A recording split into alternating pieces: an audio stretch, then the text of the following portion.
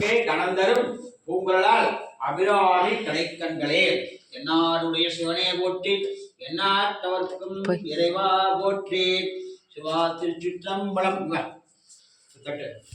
சீதா அப்பா வாங்கிக்கியா வைக்க முடியல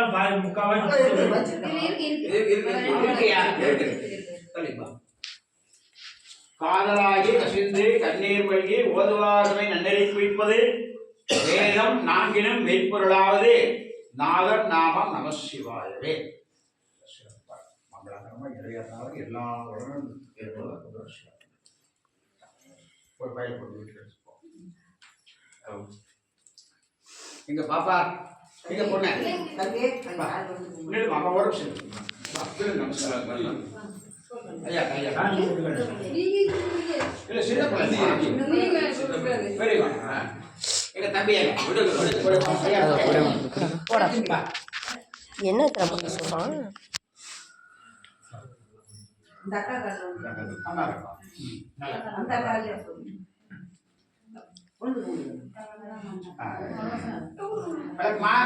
ஜாக்கிரதை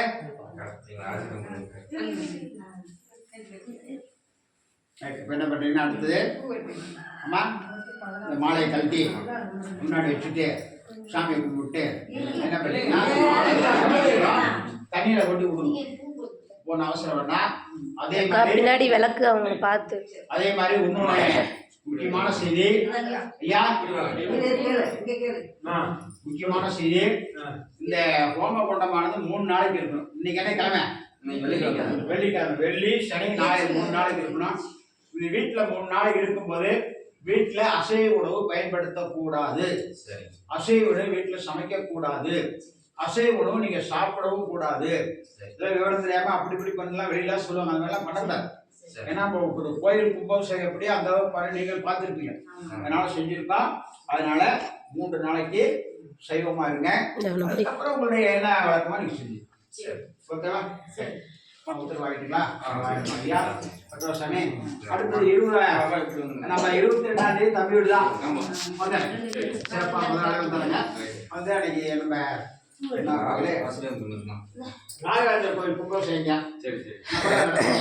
அதனால அவசியம் நாகராஜர் கோயில் வாங்க இது பண்ணிட்டு அந்த தம்பி வீட்டுக்கு அப்படியே வந்து சிறப்பாக